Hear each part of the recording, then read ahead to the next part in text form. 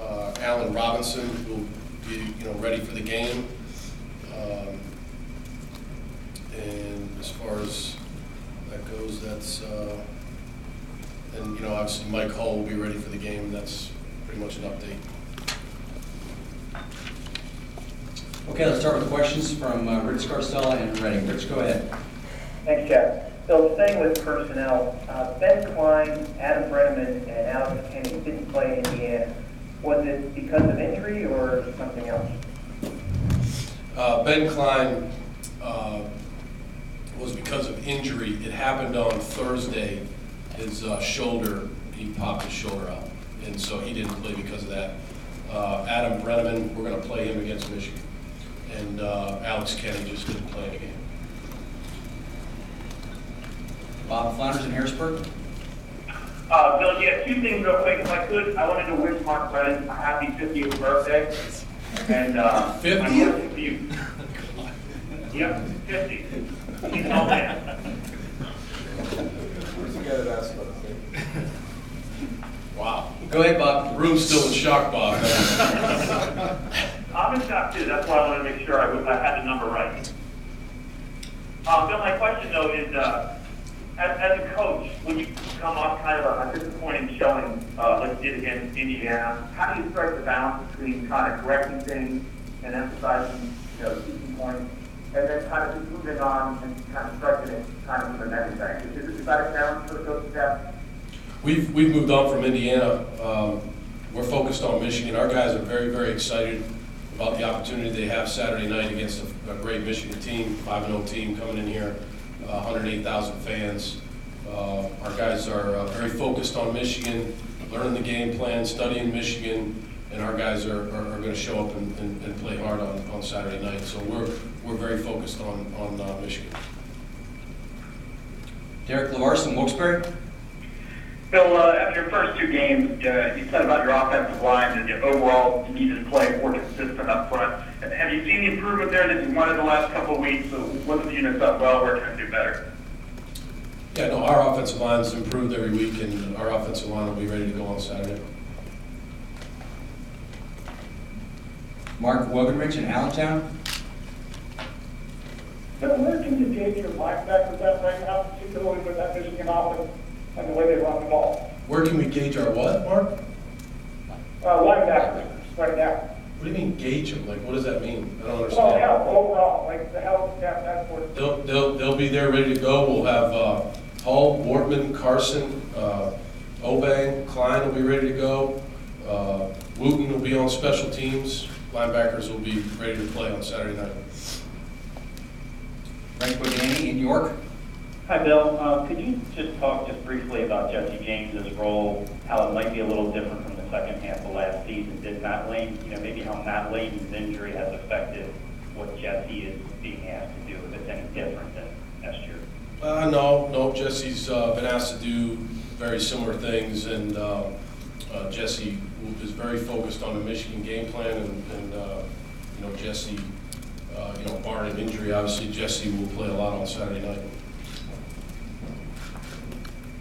Joe Giuliano, Philadelphia. Hi, Bill. Devin Gardner is one of those double threat quarterbacks, a good passer, a good runner. What particular problems will he be presenting for your defense on Saturday night? Yeah, he presents a lot of problems, Joe. You're right. He's a dangerous guy because he can run and throw, and there's a number of guys like that in this conference. I think the thing you got to try to do is you really have to try to keep him in the pocket. When he gets out of the pocket, he's very, very dangerous. Very dangerous. The other thing about Devin Gardner, just from being around him a little bit at the Big Ten Media Days, a great kid. Just a really nice kid who represents Michigan really well, and it's going to be a big challenge playing against him. Mike Gross in Lancaster. Hi, Bill. Are you concerned at all, and can you approach at all as a coach the idea that the team's confidence might be shaken a little bit by next week? Team's confidence isn't shaken. Donnie Collins in Scranton. Hey, Bill, could you talk about the Michigan defense a little bit? How many did you see out of those guys? Everyone thoughts on the offense, but the defense plays pretty well today. Sure. The Michigan defense, you know, when you look at their defense, it's just from my knowledge of Michigan, it's a typical Michigan team.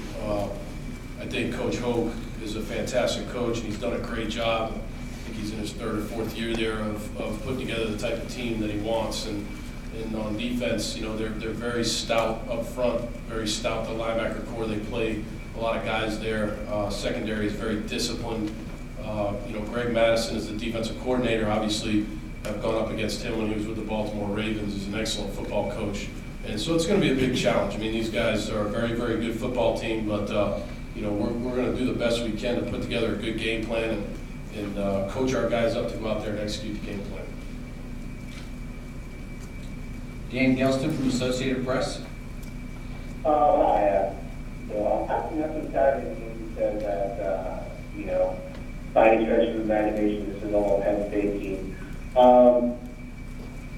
Do you think some of the scholarships, there's a lot of scholarships on and starting to kind of catch up? You're really noticing more this year in some regards than maybe last year? I'm not talking about scholarships, sanctions, anything. I'm talking about Michigan. Our team's focused on Michigan. We feel like, you know, again, we're got off to a good start on Monday. Not here to talk about scholarships, sanctions, last week's game. Here to talk about Michigan and Michigan only, and our team. Getting ready for Michigan. Chris Adamski in Pittsburgh. Hey, Bill, you mentioned some of your freshman linebackers a little bit before. You kind of talked about where they are, Gary Woodford and Bell, and if they're, you know, on the cusp of maybe breaking more into the defensive rotation, or how the guy development halfway through their freshman year and freshman. They've both been incorporated into special teams, and I think they've both done a decent job on that. Brandon Bell last week, and also Gary Wooten throughout the season on the kickoff team has done a nice job of being physical. You know, breaking into the lineup on defense right now, you know, they're backups. You know, I think that if they were called into duty, that they would be ready to go. But you know, right now they're backups.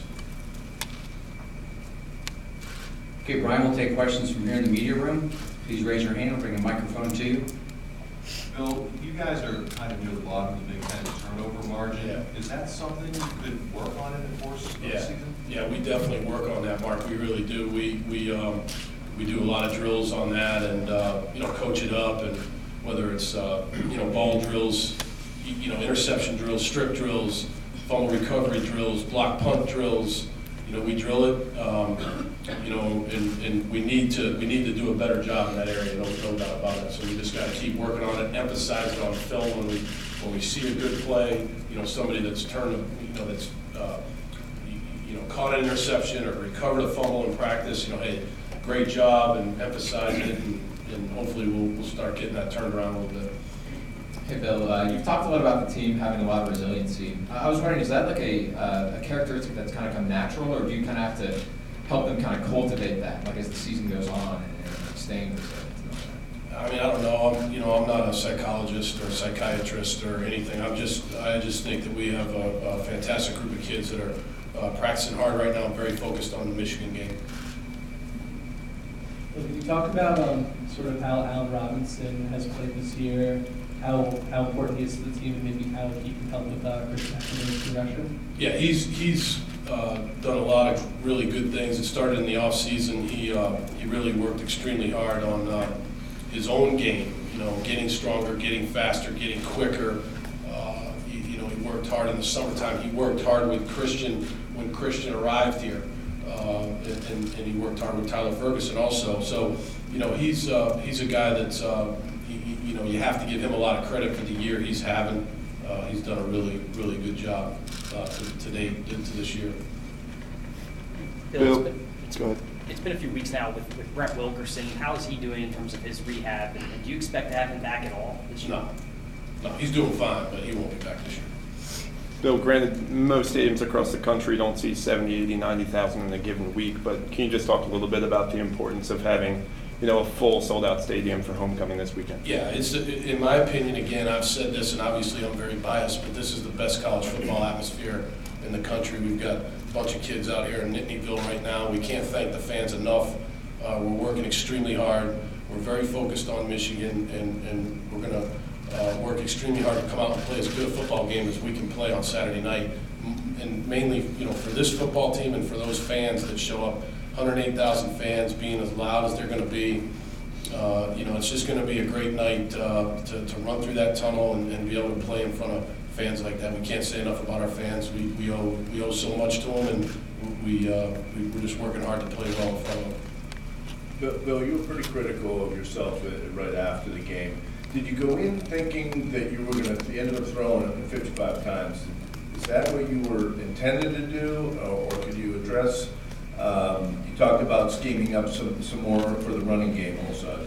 Yeah, again, I really do. You know how much respect I have for you. I've moved on to Michigan. Indiana's over. It's in the rearview mirror. That game's over. We're very focused on Michigan. We're putting together a game plan. It'll be finalized probably tomorrow night, and we feel like it's a good game plan. But again, we've got to go out and execute it on Saturday night. We're very focused and excited about the game.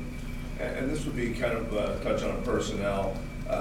With a couple losses, do you, is there more challenges within, for some of the playing time, or are you satisfied, across the board, or how do you look at that going forward? You'll see more guys playing this week. You'll see more guys playing this week. Bill, you had faced a couple of really good quarterbacks. As long as they practice well.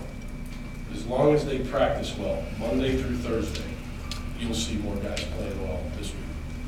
You faced a couple good quarterbacks this year. Can you break down Devin Gardner, give us a little bit of insight on how he is as a passer, not just as a runner? Yeah, no, I think that he's a guy that they have coached very well. As a guy that played some receiver, he's played other positions. He's very much of a team guy. So obviously they moved him to quarterback. Plays quarterback last year. I think he's a much improved passer. I think he's a really, really good player. I think he's a competitive guy.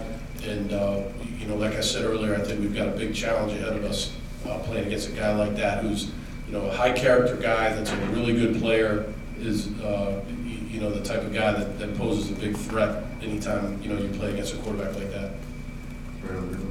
Allen obviously had a good year last year, but, he's still continuing to thwart defenses even though they know about him now. So he must have improved. Where specifically has he improved the most? Yeah, no, he got stronger. He's faster. He improved his speed, which is really hard to do.